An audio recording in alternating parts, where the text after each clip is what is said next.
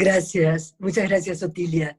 En memoria de las víctimas, en solidaridad con las sobrevivientes de las masacres, de los genocidios, de la violencia patriarcal y racista, agradezco esta invitación y abrazo el coraje, la ternura, la libertad, la tenacidad de todas y cada una de las mujeres constructoras de paz. Mi motivación es hoy compartir con ustedes un análisis prospectivo y de contexto geopolítico que contribuya a posicionar en nuestra región desde una perspectiva feminista, emancipadora e interseccional la agenda de mujer, paz y seguridad hacia el futuro. Podría sintetizar: nada sobre nosotras sin nosotras. Los números en la dimensión internacional. Hoy, solo el 6% del personal militar, policial, judicial y penitenciario desplegado en terreno somos mujeres. Es cierto que la responsabilidad del despliegue de mujeres es de los estados. La aportación de Latinoamérica a las misiones internacionales de mantenimiento de la paz de Naciones Unidas está por debajo del 2.9% del total, que no se condice con el peso de la región en términos de población y economía y su contribución en términos globales, que es alrededor del 8 y el 7%. ¿Por qué? En realidad, si uno escucha los discursos, la retórica de muchos de los dirigentes de nuestra región en defensa del multilateralismo y la conveniencia de contar con una gobernanza global sólida que limite las tendencias al unilateralismo y la injerencia de grandes potencias en los destinos de nuestros pueblos, resulta al menos paradójico que seamos tan pocas. ¿Qué pasa con el financiamiento del sistema de mantenimiento de la paz? El déficit presupuestario de las misiones de paz era de 1.500 millones de dólares y 492 millones del presupuesto regular provenía de contribuciones impagas de Estados miembros. Sabemos que el costo de las fuerzas de paz representa menos del 0.5% del gasto militar mundial. Estados Unidos, el país que más aporta a la organización, era el que más le debía, con una deuda de 852 millones de dólares. Es cierto que desde el 2000 los costos habían incrementado en un 140%, los empleados y empleadas se había duplicado, las misiones eran cada vez más prolongadas, hasta 4 y 5 veces de más extensión en el tiempo que las que veríamos 10 años atrás, con una situación de resultados que especialmente la comunidad de donantes consideraba poco eficaz y demasiado onerosa. Es cierto, los países desarrollados son los que financian, los países en desarrollo somos los que ponemos las mujeres, los hombres, las disidencias, en las fuerzas de paz. Ahora, ¿qué pasaría con los países ricos que, enfrentando una economía estancada y en recesión y con urgentes demandas internas para gestionar el impacto económico y social de la pandemia? Por un lado, el riesgo potencial de una crisis de financiamiento de tal magnitud al sistema del multilateralismo de la paz significaría un fenomenal debilitamiento. Podría dar lugar a acciones unilaterales o colisiones ad hoc que, argumentando mayor eficacia operativa y eficiencia presupuestaria, estarían eximidas de actuar bajo los principios éticos y el marco jurídico normativo de los derechos humanos y el derecho internacional humanitario de Naciones Unidas. Por otro lado, ¿por qué nos importan las mujeres? Debemos estar muy atentas que no se baje el precio al sistema de mantenimiento de la paz. Las mujeres sabemos de precariedad. Allí estamos, en el mundo del trabajo. Porque si se baja el precio, se bajarán las condiciones del trabajo de los peacekeepers y las peacekeepers, precarizando no solo los ingresos, sino también la calidad y seguridad de los equipamientos y los requisitos exigibles en términos de formación y conducta para integrar una operación de mantenimiento de la paz. El año que viene se discuten las cuotas, así que tenemos que estar allí, con la inspiración de la 1325, en la Comisión 5, la de Presupuesto de Naciones Unidas.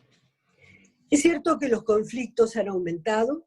En un solo año de los que fui miembro del Consejo de Seguridad, 2014 a 2015, habían pasado de 41 a 51 conflictos. Sin embargo, solo uno podía considerarse como un conflicto internacional en el sentido tradicional de la palabra. Esto pone en evidencia también que debemos estar presentes, más presentes, en las discusiones del poder sobre qué se entiende por conflicto. ¿Cuáles son los mecanismos de prevención y resolución de conflictos que no son los tradicionales?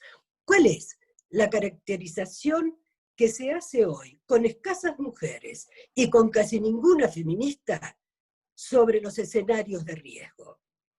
El nuevo concepto de paz sostenible, que si en el 2000 el informe Brahimi había marcado un punto de inflexión en la agenda de seguridad internacional y permite pensar en el diseño de operaciones de paz multidimensionales, en el 2015 se crea la Peace Building Commission a través del grupo de expertos y expertas, es la definición y el concepto de paz sostenible al que hacían referencia las compañeras que me precedieron. Es importante este concepto de paz sostenible porque es una nueva visión basada en la prevención. La Carta de la ONU dice preservar a las futuras generaciones del flagelo de la guerra. Bueno, pues también tenemos que poner la paz sostenible en el corazón de esta enunciación y que el objetivo estratégico no sea solo evitar que un conflicto no se produzca o se estanque, sino especialmente prevenir su aparición y existencia. Indudablemente, si miramos la Carta de la ONU, tenemos que reforzar una interpretación de la prevención, de la paz sostenible, porque no están estas palabras en la interpretación y en la letra de la Carta. Por ejemplo, la paz no está definida más que en un sentido negativo, como la ausencia de amenazas. La prevención del conflicto tampoco está definida en la Carta. Entonces, creo que aquí tenemos una enorme oportunidad.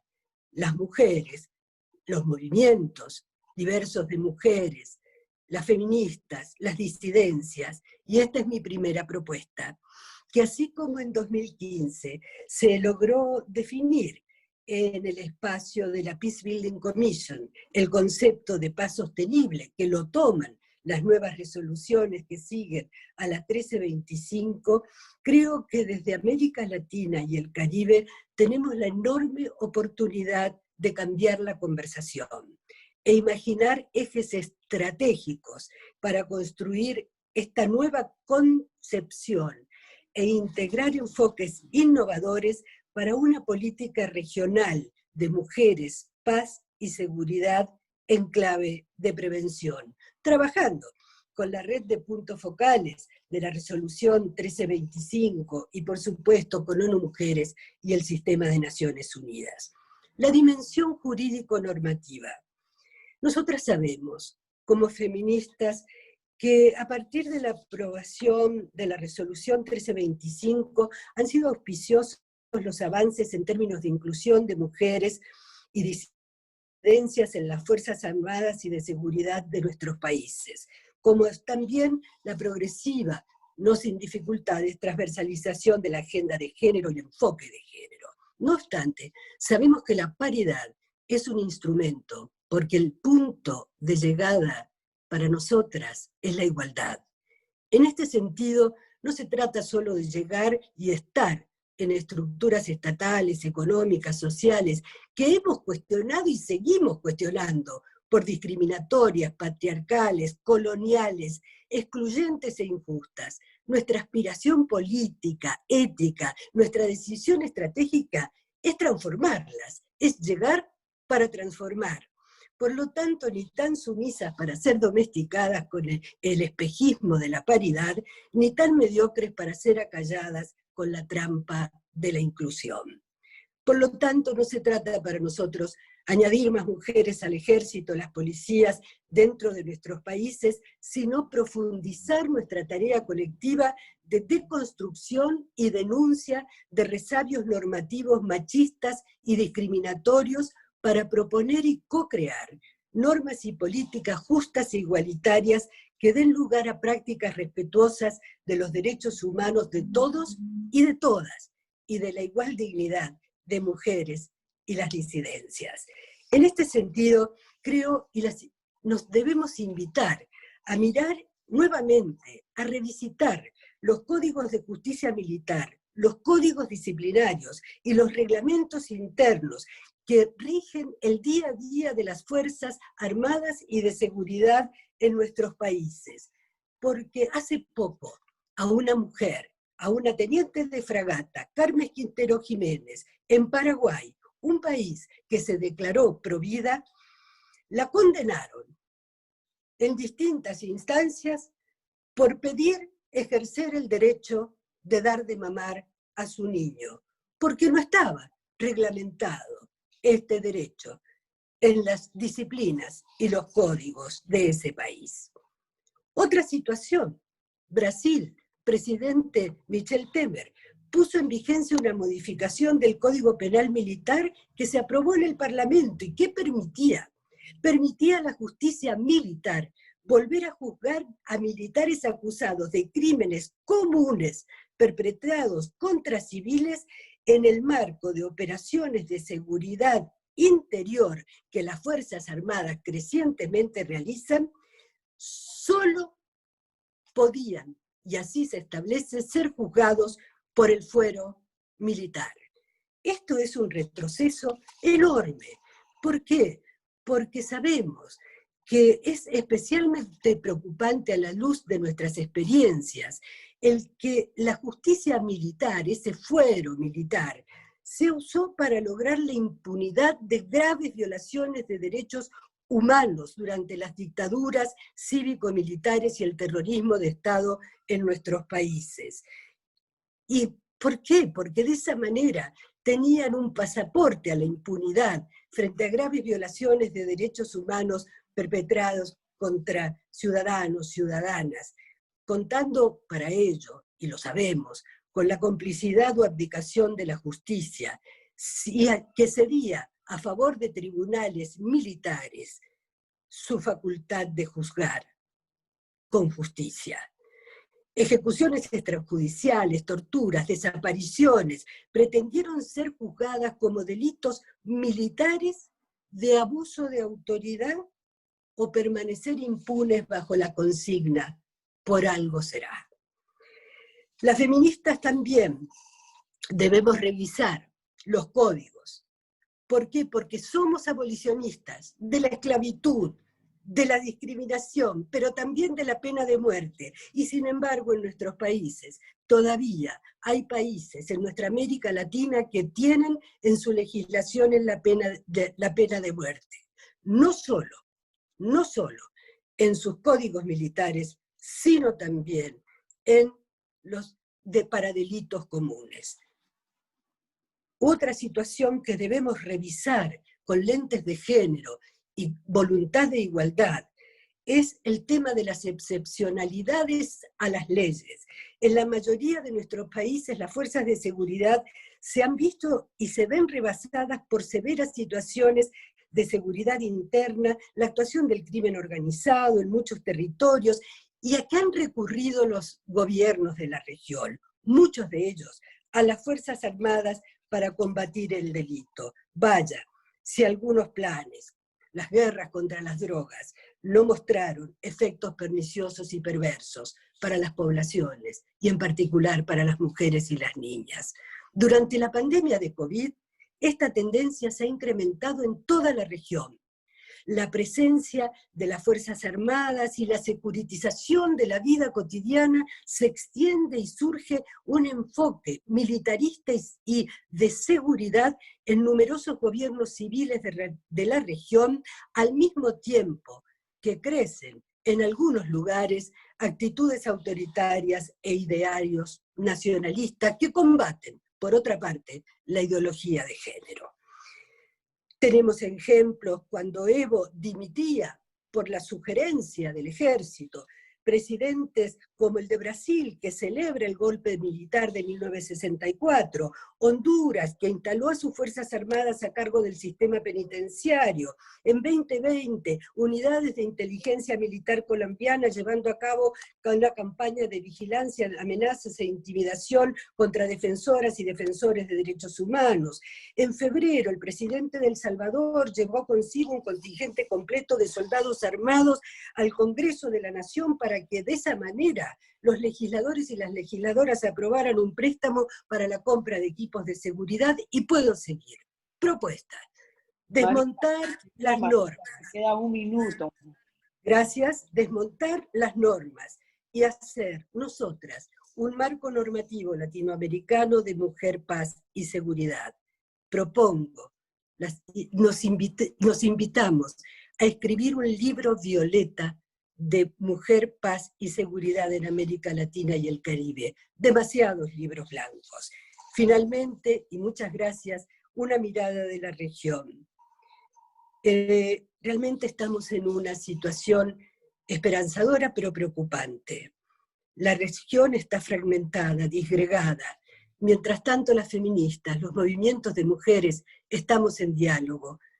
Tomemos la responsabilidad y la libertad de que nuestra región, nuestra patria grande, se vuelva a reconciliar consigo misma. No permitamos que el TIAR en la OEA se reimponga. No permitamos que se desfinancien la Comisión Interamericana de Derechos Humanos. No permitamos que se acuse y se amenace con desfinanciar la acción humanitaria porque las feministas promovemos el derecho a una salud sexual y reproductiva libre. Finalmente, no caigamos en la trampa de que un organismo como el BID, que ha sido históricamente presidido por una persona de nuestra región, ahora no lo sea, y tenemos que hacer vigilancia de que los proyectos que de allí se financien no nos excluyan, una vez más, a las mujeres. Por eso sugiero, y es mi última propuesta, que creemos un foro de mujer, paz y seguridad en la CELAC, que hoy está presidido por México, y es la única arquitectura regional que sobrevive. Hemos aprendido a resistir, a construir, a transformar, y hemos sabido hacer con nuestras propias manos el sistema de alerta más poderoso en América Latina. Lo instalamos en las calles, gritando: alerta, alerta que caminan, mujeres feministas por América Latina. Se cuidan, se cuidan, se cuidan los machistas. América Latina va a ser toda feminista, porque será una región de paz. Gracias.